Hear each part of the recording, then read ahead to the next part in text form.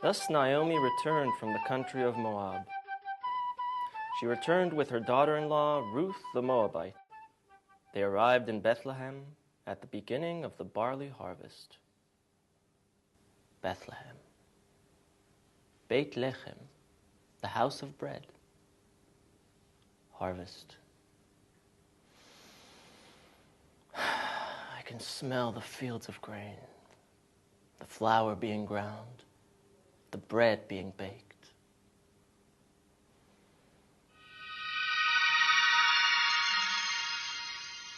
Where am I?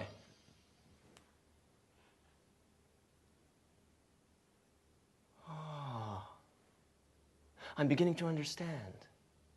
The barley harvest, Bethlehem. But if someone didn't have a field, then there was no harvest and no bread. They'll go hungry. For example, Ruth and Naomi, a widow and a convert, just returned from Moab. There's no one to care for them, and they can't even work. In biblical society, women couldn't work to provide for themselves. And not just the women, male converts, orphans, even the Levites. None of them had lands that they could work, and so they didn't have food. What can they do? It's a problem that affects everyone, not just those who are hungry. What does someone who doesn't have an income do today?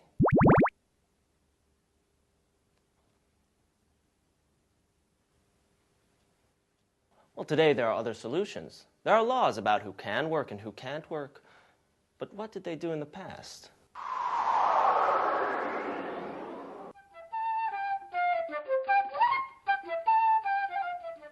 To glean in someone's field. Now that's something I didn't think of. But that reminds me of something I read once.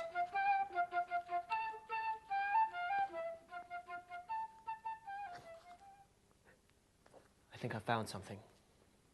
These are instructions for the owners of fields. That usually means rich people. Leviticus, Vaikra, chapter 19, verse 9. When you reap the harvest of your land, you shall not reap all the way to the edges of your field, or gather the gleanings of your harvest. Gleanings. Leket. Interesting. How does this gleaning work? How does it work? I'll explain it to you. In the days of Megillah Ruth, if a person was wealthy enough, he owned a tract of land which he farmed. But what did a poor person who had no land do for food? Well, there are three options. First, leket, gleaning. If the reapers drop wheat stalks or grapes by accident, they must leave them for the poor. Second, shichecha, forgotten. If workers accidentally leave crops in the field, they're not allowed to go back to get them. Third, peah, corner. Farmers are required to leave one corner of the field unharvested for the poor. That is, the owner of the field is obligated by law to allow the needy members of society to take from his produce. Here we are. Look at Ruth gleaning. She's in Boaz's field, gathering the stalks of grain that have fallen during the harvest. And at the end of the day, there's food to take home. Leket. Shichecha. Peah.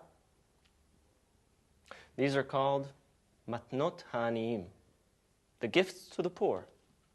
They allow those who don't have a field of their own to survive. The laws create an obligation for the farmers to help the poor, binding on all the owners of fields. This is how many poor people like Ruth and Naomi were able to survive over the years in which the laws of the Bible were observed. And today? Well, today the laws are different. The situation is different. But we still have to care for those who are hungry.